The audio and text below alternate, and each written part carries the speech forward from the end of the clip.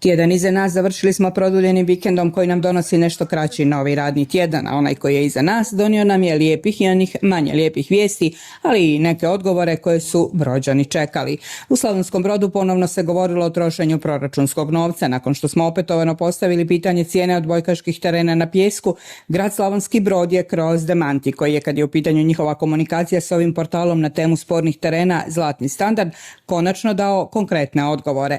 Napokon su pojasnili misterij takozvanog trećeg ugovora u sustavu javne nabave. Ne radi se, napisali su, o trostrukom plaćanju, već o zrcalnom prikazu istog ugovora, jer je grad tehnički proveo postupak za svoju ustanovu. I dok je s jedne strane konačno odgovoreno na tehničko pitanje, odgovori na druga ključna pitanja i dalje vise u zraku. Javnost još uvijek čeka odgovore na pitanja zašto je nabava pijeska išla kroz dva ugovora, je li projekt namjerno razlomljen na manje iznose da se izbjegne javni natječaj, te zašto je Brod prošao skuplje od Splita za sličan teren. Dok čekamo gradske račune za odbojkaške terene, oni kućni, čini se, sigurno rastu. Stupile su na snagu nove cijene goriva, no prava briga građane čeka na jesen. Najavljeno je poskupljenje plina, a prema službenim modelima izračuna prosječno kućanstvo godišnje će, čini se, plaćati 50 eura više za grijanje. To je projekcija pod uvjetom da vlada zadrži postojeće subvencije. S druge strane, gradska i županijska infrastruktura za najmlađe doživljava ozbiljan zamah. Napreduju radovi na dogradnji i opremanju dječjih i školskih sportskih dvorana.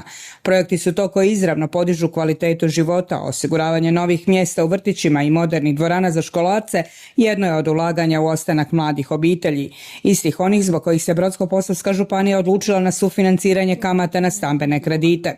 Zanimanje je veliko, a u tjednu koji je iza nas potpisana su 42 ugovora.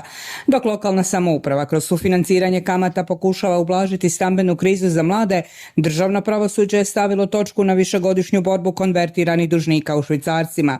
Za mnoge obitelji u Brodsko-posavskoj županiji ovo znači konačan gubitak nade u odštetu od banaka, što dodatno naglašava važnost lokalnih potpora za mlade na tržištu nekretnina.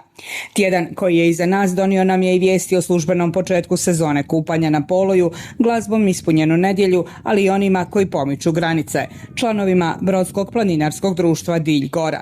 Njih 10 stiglo je u Afriku, gdje će penjati gotovo 6000 metara visoki vrh na Kilimandžaru. Nakon 6 mjeseci pripreme, brodski planinari pomiču granice i pokazuju da gdje ima volje i želje, uspjeh ne izostaje. Stoga su upravo oni i njihov uspon koji je pred njima prava pozitivna strana tjedna koja je iza nas, a kojeg smo završili jučer dostojanstvenim obilježavanjem dana antifašističke borbe.